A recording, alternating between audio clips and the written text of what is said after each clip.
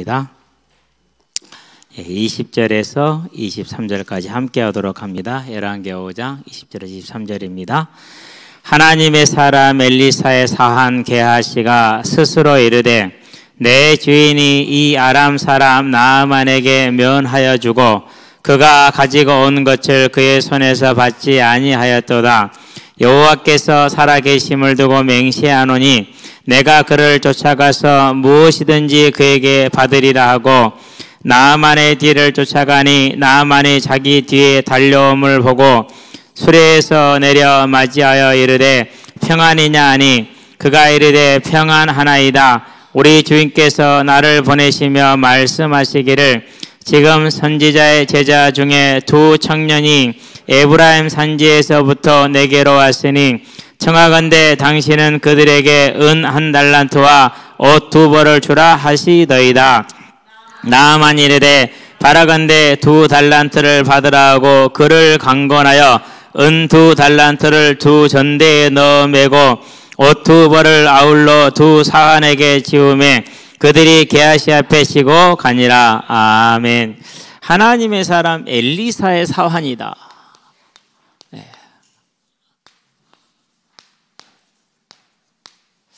육장에 보면은 또 이제 수종 드는 자가 나오죠.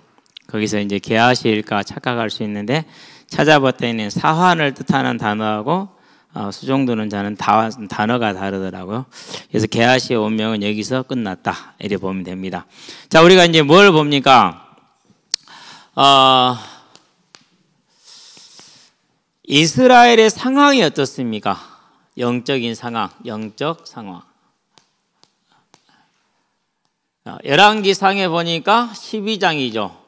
25절에서 33절까지 여로보암의 종교 정책이죠. 우상을 권면하는 겁니다. 오늘날도 이런 게 많이 있죠. 전두환이가 대통령이 됐었을 때 국민들의 관심을 돌리기 위해서 뭘 만들었죠? 프로야구를 만들죠. 스포츠를. 네. 그래서 관심을 그리로 돌리는 겁니다. 이렇게. 지금도 마찬가지입니다. 자, 우리가 이태원 참사라고 부르지 말고 12구 참사 이렇게 부르는 게 맞다라고 지적들 하더라고요. 그런 것 같아요. 왜 그러면 그 지역 자체가 잘못된 건 아니잖아요. 그래서 지역에 대해서 어떤 그 프레임을 씌우지 않고 그 참사 자체에 주목을 해야 되니까. 자, 그러면 이제 이런 일을 가려우려면 어떻게 해야 됩니까? 이제 그러면은 정부를 빼고 누군가가 밀었다라든가 이런 식으로 이제 포인트를 돌리거나 경찰 대응이 미흡했다 이런 식으로 포인트를 돌려서 이제 관심을 다른 데로 끌고 갑니다. 마찬가지입니다. 여로보암도 자기를 지키기 위해서 이스라엘 백성들의 관심을 하나님에게서 우상으로 돌립니다. 성공했습니다. 그것이. 그래서 성공을 해서 자기 권자를 지키는 줄 알았는데 누가 진짜 주인이었어요? 이 왕위를 준 건 하나님이었거든요. 그러니까 주시는 이도 뺏어가고 주시는 이가 뺏어가잖아요. 그래서 결국 이제 본인은 멸망을 하고 가문이 멸망을 하게 되죠. 자, 어쨌든 이제 이렇게 돼가지고 그 다음 일은 뭐가 벌어집니까? 이제 열왕기상에 보니까 19장에 나오죠. 10절에도 나오고 14절에 나옵니다. 엘리야의 고발입니다. 하나님의 선지자들을 칼로 죽였습니다. 그랬어요. 완전히 이스라엘을 우상화하기 위해서 그나마 남아있는 하나님의 선지자들을 이제 칼로 죽이기까지 한 것이죠. 그런 영적인 상황이죠. 여기 하나를 더합니다. 뭘 더합니까? 열왕기상에 보니까 22장 5절부터 나오지 28절까지 뭐가 나옵니까? 이제 거짓 선지자 400인이 나옵니다. 자, 400대 1이죠. 그러니까 400명의 거짓 선지자하고 미가야 한 사람입니다. 당연히 400명이 우세하죠. 근데 결국 결과는 어떻게 됐습니까? 미가야 한 사람의 말대로 됐어요. 왜? 그건 하나님의 뜻이었고 400인 따른 것은 거짓 영을 따랐기 때문에. 자, 이런 상황 속에서 이들이 이제 뭘 하는 겁니까? 오늘 열왕기하에 보니까 5장 25절인가요? 거기서 지금 엘리사가 말을 하고 있죠. 26절에. 이 말은 무슨 말이냐면요. 이 거짓 선지자들이 지금 이렇게 하고 있다라는 겁니다. 이런 식으로. 고액이거든요. 그래서 엘리야가 뭘 말합니까? 오늘 열왕기하에 보니까 5장에서 그렇게 말하죠. 나에게 보내소서, 8절이거나 10절이 아니라 이스라엘에 누가 있는 줄 알리이다? 선지자가 있는 줄 알리이다. 이렇게 얘기를 합니다. 그 말은 무슨 말입니까? 이 타락한 자들의 타락한 이 거짓 선동을 염두에 두고 이스라엘의 선지자 하나님의 사람이 있는 줄을 알게 하겠다라는 하나님의 계획을 알린 겁니다. 그렇죠? 그래서 26절에 뭐라고 말합니까? 지금이 그런 걸 받을 때냐? 라고 말하는 이유가 이제 이런 것을 염두에 두고 하는 것이죠. 우리는 이런 영적인 상황을 이제 염두에 두고 그 두 번째 한 가지를 더 생각을 해야 됩니다. 육적인 상황입니다. 이제 7장에서 나오겠지만은 7년 가뭄이 시작됐습니다. 가뭄은 무엇의 증거입니까? 전쟁, 가뭄, 지진 전부 다 뭐예요? 하나님의 징계입니다. 예. 그래서 저는 지금도 이제 하나님께 묻는 것 중에 한 가지가 뭐냐? 하나님 왜 6.25 전쟁을 주셔서 우리를 이렇게 남북으로 갈라지게 하시고 때리셨습니까? 아직까지 답을 얻지는 못했어요. 그런데 1909년에 일어났던 평양의 그 대부흥운동, 그 뒤로는 이제 어떻게 됐는지 우리가 이제 일제의 탄압으로 교회가 많이 어려웠죠. 그래도 믿음의 순수성을 지켰단 말이죠. 그러고 나서 이제 1950년에 이제 6.25 전쟁이 터졌어요. 왜 그랬을까? 여러 가지 지금 생각을 해보고 고민을 하는 중에 있습니다. 어찌 보면은 우리가 이스라엘처럼 하나님의 메시지를 전달하기 위한 모델로 부름을 받았을 수도 있어요. 하나님을 따르는 자와 따르지 않는 자를 보여주기 위한 가장 극명하게 지금 보여주고 있잖아요. 남과 북을 지금 아주 극명하게 보여주고 있어요. 그래서 지금 우크라이나 전쟁도 바라보는 중에 있습니다. 우리는 연민과 사람적인 감성으로 접근을 해서는 안 됩니다. 물론 이제 지금 전쟁은 이제 푸틴 대통령이 야 우리 좀 말려줘 어떻게 나 좀 나갈 수 있도록 탈출구 좀 열어줘 지금 그렇게 지금 말을 하고 있어요. 그렇게 직접적으로 말하지 않습니다. 그런데 외교적인 수사를 써서 하는 것을 이제 해석을 해놓은 걸 보니까 나 이 전쟁에서 발 빼고 싶어 내 체면 좀 사해주면 안 돼? 나 좀 나가고 싶어. 이유가요 왜 그러냐면 일단은 무기를 만들 수가 없어요. 반도체가 없거든요. 막아버렸거든. 반도체가 없으면 첨단 무기를 만들 수가 없는 거예요. 그러니까 북한에서 무기를 지금 공급받고 있다라는 그런 이제 얘기가 나오죠. 안 그러면 이란에서 공급받고. 근데 이란에 또 그 무기를 만드는 그 자체를 또 막아버리면은 그것도 또 안 되는 거예요. 전쟁이라는 게 요즘 세상이 이렇게 무서운 거예요. 우리가 막 할 수 있을 것 같잖아요. 아니요. 제재라는 게 이렇게 무서워요. 지금도 세계는 뭐로 나눠져 있다고요? 둘로 나눠져 있어요. 이 편이냐 저 편이냐라는 거거든요. 그래가지고 지금 그런 상황입니다. 왜 하나님이 세계 전쟁을 일으킬까? 그건 말씀대로 이제 우리에게 주시는 경고이기도 하죠. 어쨌든 7년 가뭄이라는 이 하나님의 징계 가운데 들어와 있는 상황이에요. 그러면은 이런 징계가 들어오면 선지자들이 어려워 안 어려워요? 같이 어렵지요. 그래서 엘리사가 길갈에 갔었을 때 먹을 게 있었어요? 없었어요? 먹을 게 없었어요. 그래서 엘리사가 가지고 간 곡식을 가지고 빵을 만들고 이제 국을 끓였는데 독이 있어서 못 먹게 된 걸 해결했죠. 자, 그러고 나서 이제 보리떡 20개 들고 왔어. 그런 사람이 많지가 않아. 근데 100명이 먹어야 돼. 먹을 수가 없잖아요. 그래서 20개를 이제 하나님이 복을 주셔서 이제 100명이 먹고 남게 하셨죠. 그런 어려움이 선지자들에게 임했고 이것은 게하시도 함께 보고 있고 당하고 있는 그런 이런 육적인 그런 상황 속에 있다라는 거예요. 이런 중에 이제 나아만 장군이 왔고 무려 240억이나 되는 돈을 가지고 온 거예요. 돈만 1억 50벌하고 240억이면 결코 적지 않은 돈입니다. 그렇죠? 공주 투에 1억 달러인가요? 10억 달러인가요? 10억 달러. 1조 원. 표면적인 이유는 그 1조 원을 차지하기 위한 싸움 같았는데 실질적인 건 뭐였어요? 이제 서울시에다가 독가스를 퍼뜨리냐 이제 요 문제로 이제 급전 이제 전개가 되면서 이제 모두가 다 속았다라는 걸 보게 되는 거죠. 영화라니까 뭐 그런 것이지만은 어쨌든 이 240억이라는 돈을 가지고 왔어요. 이런 어려움 중에서 이걸 보았어요. 게하시가 눈이 안 돌아가기 어렵겠죠. 자, 그래서 여기서 우리 이제 확인하는 겁니다. 뭡니까? 생명의 은혜다.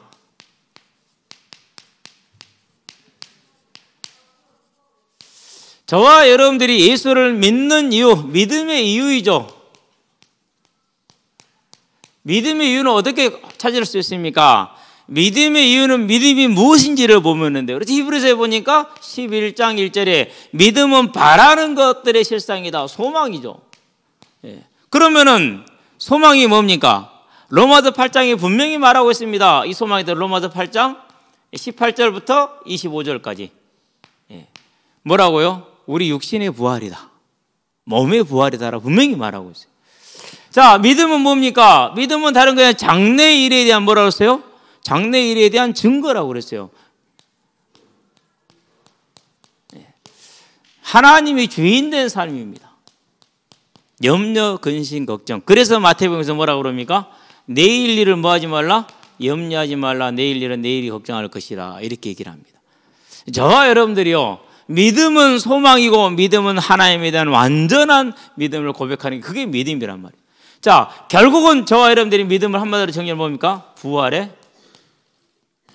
소망인 것입니다. 이게 믿음입니다. 자, 그래서 이 부활의 소망이 있기 때문에 우리가요, 육신이 중요하지만 육신의 생명보다 뭘 더 중요시합니까? 이것보다 믿음을 더 중요시하죠. 그래서 핍박이 와도 그 핍박을 당하고 삽니다. 저항하지 않습니다. 싸우지 않습니다. 믿음으로 인한 고난이 와도 고난을 견디며 인내합니다. 믿음으로 말미암은 죽음이 와도 그래도 순교의 길을 갈 수밖에 없습니다. 얼마나 많은 사람들이 고난을 당하고 순교를 했습니까? 일제 치하에서 그 제국주의의 그런 탄압이 있었죠. 공산주의 치하에서 공산주의의 그런 탄압이 있었죠. 그럼에도 불구하고 대부분의 사람들이 뭘 지켰습니까? 믿음을 지켰어요. 왜 그래요? 육신의 생명보다 육신의 삶보다 중요한 이걸 가지고 있었기 때문이죠. 그래서 이 사실이 뭐가 되는 것입니까? 복이 뭡니까? 우리가 마태복음 보니까 16장 16절에서 17절에 주는 그리스도이시오 살아계신 하나님의 아들이십니다라고 고백했을 때 바요나 시몬아 네가 복이 있도다. 이를 알게 하니는 혈육이 아니라 하늘에 계신 네 아버지시니라. 믿음을 고백한 걸 보고 복이다 이렇게 얘기를 했어요.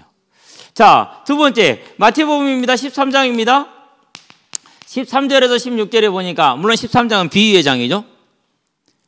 제자들이 묻습니다. 이 비유가 무슨 말입니까? 씨 뿌리는 비유를 묻죠.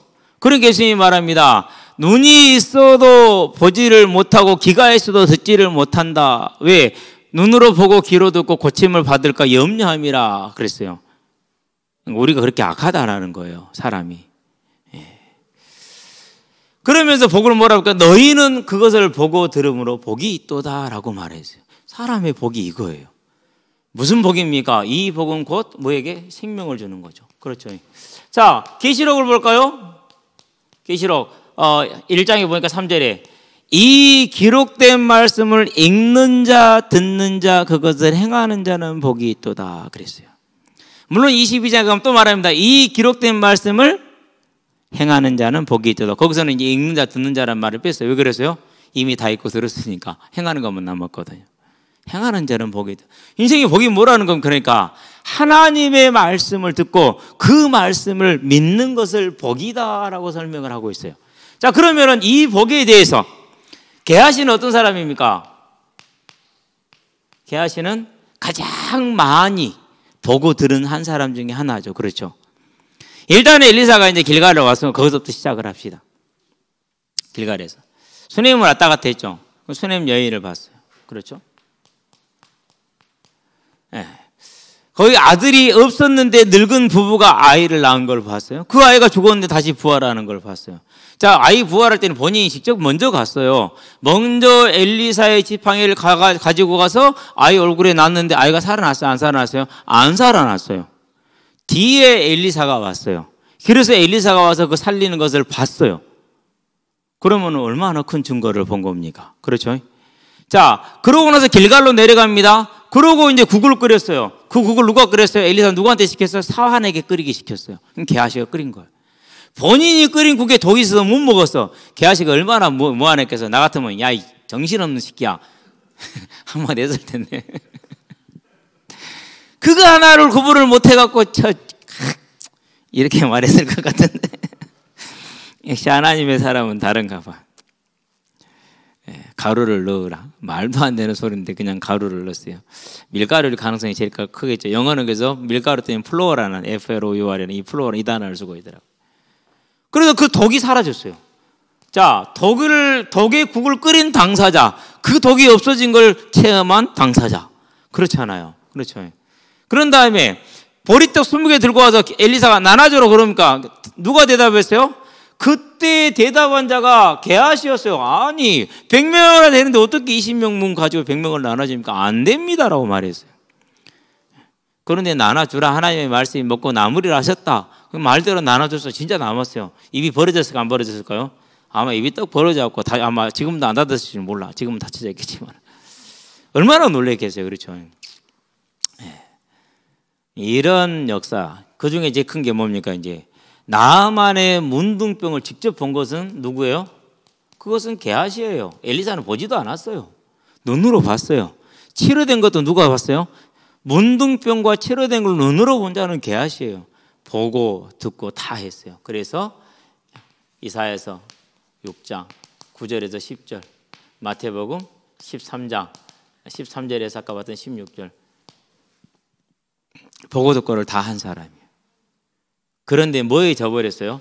그런데 이 보고 듣고 한 것이 그에게 유익이 안 됐어. 야고보서 1장 13절에서 14절. 뭐에 끌려서? 자기 욕심에 끌려서 시험에 들어간 거죠. 저와 여러분들은요, 이 사실을 바라보면서 우리가 뭘 봐야 됩니까? 지금 저와 여러분에게 있는 환경들, 때로는 그것이 경제적인 곤란일 수도 있어요. 가난이라고 써볼게요. 그렇죠. 분명히 있을 수 있어요. 또 많은 빚을 지고 있을 수도 있어요. 그 과정이 어찌 됐든지 간에. 그러면서 저와 여러분들의 건강에 문제 있을 수 있어요. 특히나 이제 5학년 5반 넘어가기 시작하면 이제 아무도 장담을 못 해. 그러죠. 6학년 넘어가면 그때부터 진짜 장담을 못 하니까. 오늘일지 내일지 그것도 장담을 못 해, 이제. 얼마 안 남았어. 모두가 이 문제에 있을 수 있어요.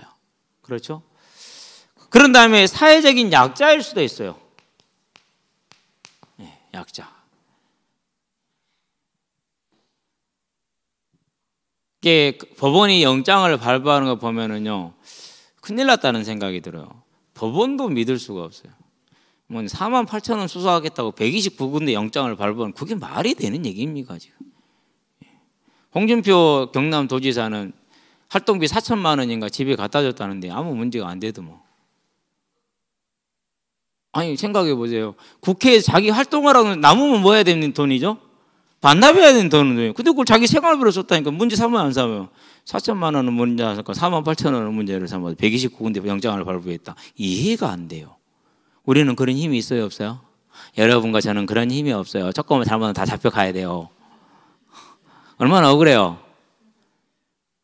억울하잖아요. 그렇죠? 버스 기사가 400원씩 두 번 횡령을 했어요. 800원. 버스 회사에서 해고했어요. 800원 횡령했다고. 대법원에서 정당하다고 판결해줬어요. 그러는데 어떤 검사가 2차를 갔어요. 검사들이. 인당 30만 원이에요. 2차 30만 원 뭐죠? 성매매. 검사가 성매매 대접을 받았어. 그래서 징계를 받았는데 그게 부당하다고 소송을 했어. 그랬더니 그 판사가 부당한 건 맞다. 징계 취소해라. 징계 취소시켜줬어요. 그러면 800원 횡령한 거다고. 그 몇십만 원짜리 향응 접대 1차도 물론 받았겠죠. 2차까지 다 해서 그건 징계가 부당하다 해고. 그러면은 그 800원대 해고 내고 버스 기사는 얼마나 억울하겠어요. 그죠? 그게 이번 정부에서 임명한 대법관이 그런 판결을 다 한 사람이에요. 교수가 연구비랑 활동비에서 1억 얼마가를 띵가 먹었어요. 당연히 감사해서 걸렸죠? 문제가 됐어요. 그래서 소송을 했어요. 그랬더니 정상 참작을 해서 이것은 징계가 부당하다 징계 취소시켰어요. 그 법관이 이번 대법원에 그 지명된 법관이에요. 내가 말하는 사회적 약자라는 그거예요. 800원은 해고당하지만은 억이 넘는 돈을 횡령하고 수백만 원에 이르는 향응을 받고 성접대를 받아도 문제가 안 돼. 왜? 힘이 있는 자들이니까. 저와 여러분들은 사회적인 약자일 수도 있어요. 그렇죠? 그런 걸 안 가졌을 수도 있어요. 자, 그러면서 우리의 자녀들이 또 문제를 일으킬 수 있어요. 저와 여러분들이 뭐 계획하고 작정하고 이런 애들을 만들었습니까? 내가 이 아이를 못되게 하기 위해서 나는 인생을 이렇게 살아야겠다. 계획하신 분 한번 손 들어보세요. 그런 사람 한 명도 없어요. 그런데 하다 보니까 될 수가 있어. 문제가 올 수가 있고. 우리에게는 예수를 믿고 나서도 이러한 문제들이 있을 수 있어요. 거기다가 뭐가 있습니까? 아까 말했던 것은 핍박, 고난, 예수로 말미암는 그런 환란들이 있을 수 있어요. 서문학교이죠. 환란과 궁핍을 내가 아노니. 빌라델피아 교회는 뭡니까? 적은 능력으로 충성했다. 예수 믿는 아무런 능력도 없어. 다른 말로 표현하면 이런 문제가 하나도 해결이 안 된 거야. 이런 환경 속에 저와 여러분들이 뭐 할 수 있어요? 있을 수 있어요. 그러면 사단이 말할 것 아닙니까? 우리한테 예수 믿지 말라는 안 합니다. 네가 예수 믿고도 이런 게 왜 해결이 안 되냐? 네가 복음을 몰라서 그렇지. 이렇게 말할 수 있다는 거예요. 그럼 복음이 뭔데요? 이거 해결한 게 복음입니까? 그건 무당이 하는 일이요. 그럼 종교가 무속이 하는 일이요. 하나님 예수님이 뭐라고요? 우리 학생들한테 그랬어요. 순종해라. 뭐에 순종하라고 그랬어요? 학생들한테 내가 하는 말이요. 구원받으라는 게 하나님의 명령이에요. 구원받으라는 게. 생명의 부활을 얻으라는 게 그게 하나님의 명령이고 그게 하나님의 소원이요. 우리는 그 명령과 그 소원과 그 부르심에 순종해야 돼요.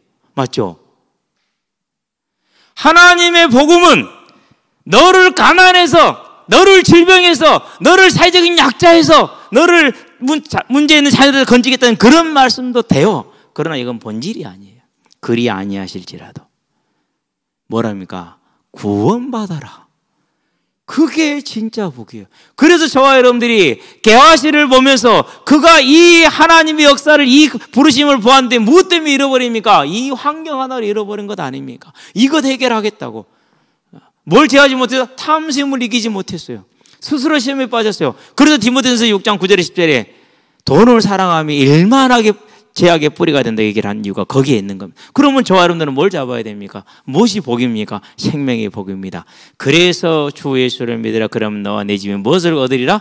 구원을 얻으리라는 사도행전 16장 31절에 이 말씀을 저와 여러분들은 어떠한 환경이 있고 상황에 있다 할지라도 놓치지 않는 복 있는 사람들 되시기를 주의 이름으로 축원드립니다.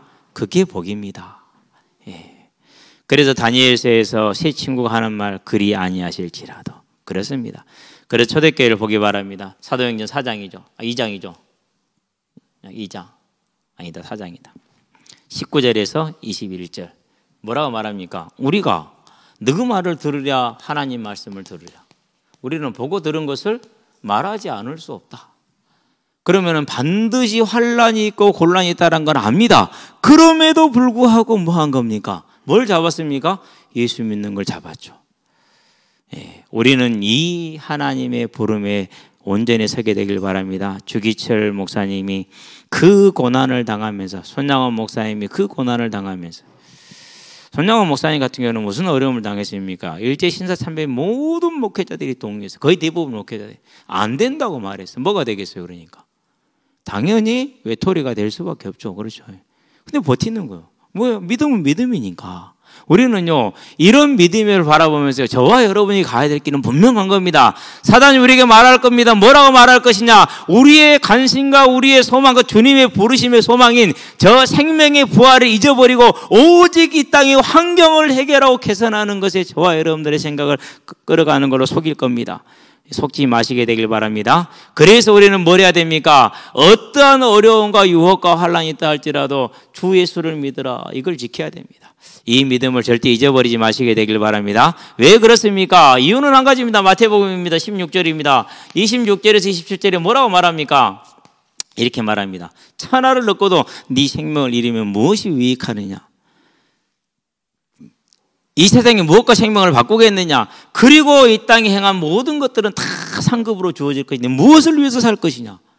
이제 저와 여러분들이 가장 중요한 생명, 그리고 우리에게 주어질 뭘 바라보는 자? 상급을 바라보는 자. 이것을 뭐 하는 자가 되자고? 이것을 보고 듣고 믿는 자가 되는 복 있는 사람이 되기를 바랍니다. 그게 복이죠. 그래서 뭐 하는 겁니까? 그래서 저와 여러분들은 주의 명령입니다. 계시록 2장 10절에 네가 죽도록 충성하라. 생명의 멸류관을 너에게 주리라. 이제 주를 위한 삶이 저와 여러분에게 있게 되길 바랍니다. 우리의 모든 삶, 내가 있는 모든 자리가 다 주를 위한 자리, 주를 위한 일이 되는 하나님의 사람으로 저와 여러분들이 서는 겁니다. 그래서 뭐 하는 겁니까? 그래서 기도합니다. 하늘에 계신 우리 아버지 이름이 거룩히 여김을 받으시오며 나라가 임하옵시며 뜻이 하늘에서 이루어진 것 같이 땅에서 이루어지이다. 그 일을 위해서 하나님이 나를 부르셨다면은 내가 이 하나님의 뜻을 따르기를 원합니다. 이 일을 위해서 내가 간다면 나는 반드시 어떤 어려움이 있고 어떤 방해가 있다 할지라도 나는 이 길을 가겠다. 그게 뭐라고요? 그게 누림이라니까는요. 그게 누림이에요. 힘들다고 안 하고 하기 싫다고 안 하고 부담된다고 안 하고 그런 건 누림이 아니에요. 그건 뭐라고요? 그걸 따라서 그것을 방종이라고 그래요. 방종이라고. 저와 여러분들은요, 이 누림과 방종이 구분되기 바랍니다. 가장 누린 자가 누굽니까? 그게 바울이죠. 그래서 뭐라고 표현합니까? 사도행전에서 20장 24절에 내게 주어진 이 부르심의 소명, 곧 생명의 복음, 은혜의 복음을 증언하는 일을 마치려 하면은 내 생명조차 조금도 귀한 것으로 여기지 않는, 요게 누림이에요. 다른 게 누림이 아니고, 먹고 싶다고 먹고 하고 싶다고 하고 그게 누림입니까? 그게 복음입니까? 그건 불신자도 그렇게 안 해요. 예, 불신자들을 많이 만나잖아요. 우리가 특별히 좀 삶이 반듯한 사람들 만나잖아요. 대단해요, 진짜로. 여호와의 증인들 한번 만나보세요. 얼마나 그 삶이 인내와 절제 속에서 오직 구원받기 위해서 그렇게 열심히 하고 다니는지. 21절에 뭐라고 말합니까? 아니 내가 죽기까지 각오했는데 왜 자꾸 그래서 내 마음을 어지럽게 만드느냐라고 말합니다. 그게 뭡니까? 그게 복 있는 사람입니다. 그게 저와 여러분의 삶이 되기를 바랍니다. 그래야 됩니다. 그래야 우리 후대들이 어디를 가든지 간에 구별이 됩니다. 여러분, 술 먹는다고 구원 못 받습니까? 그런 일 없습니다. 근데 문제는 뭡니까? 내가 하나님을 사랑하고 이 사회의 관념이 어떻습니까? 그걸 보는 겁니다. 담배 핀다고 구원 못 받습니까? 그런 일 없습니다. 피워도 구원 받습니다. 그런데 왜 우리는 그런 것을 절제하고 안 그러면 해더라도 쫙 가서 숨어 사고 그럽니까? 살짝. 왜 그래요?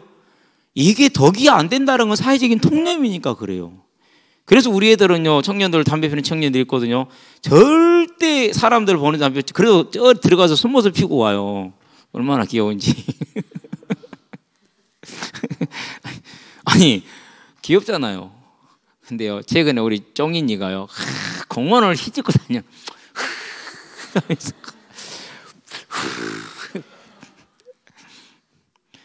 우리 경현이도요, 경환이도요.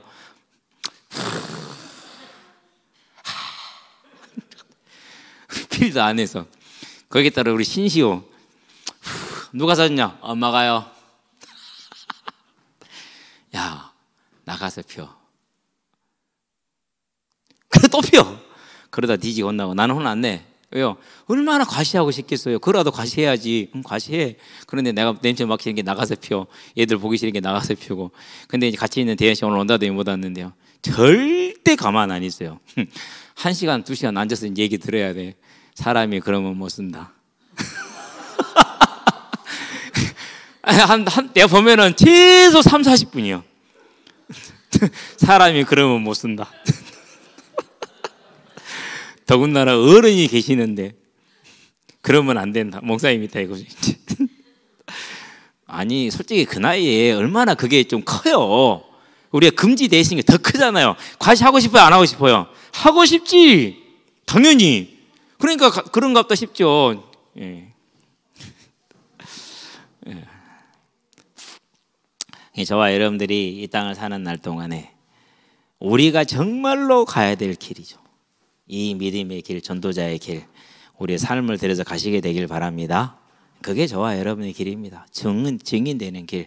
그래서 복음의 증인되는 거 아름다운 일이죠. 행복한 일이죠. 자, 그러면 반드시 뭐가 있다고 그랬습니까? 반드시 그 상급을 다 누리게 될 겁니다. 그래서 저는 지금 집에다 하늘에 있는 집을 열심히 만드는 중에 있습니다. 여러분과 함께 여러분도 더욱더 있으시게 되길 바랍니다. 자, 결론입니다. 더 좋은 부활입니다. 예, 빨리 끝내야겠죠? 자, 그러면 이제 뭐가 더 좋은 부활입니까? 답은 딱 나왔어요. 뭐가 나왔어요? 그렇구나. 생명의 은혜, 곧 보고 듣는 귀가 있어야겠구나. 그렇죠. 귀가 있는 겁니다. 저와 여러분들은 이 귀가 있는 사람들 되시기 바랍니다. 그러려면 어떻게 해야 됩니까? 로마서에 보니까 믿음은 바람 들으면서 난다고 그래서 15절인가요? 15절. 예. 많이 들으시기 바랍니다. 저는 꼭 제가 설교하기 전에 전주 걸 한 번 더 듣습니다. 한 번은 듣는 건 아니라 두 번은 듣습니다. 최소 두 번은 듣습니다. 더군다나 로마서나 안 그러면 뭐 이제 계시록이나 사도행전은 내 전 시간에 뭔 얘기했는가 모르겠는데 사도행전은 너무 명확하기 때문에 잘 안 들어도 되긴 하지만은요.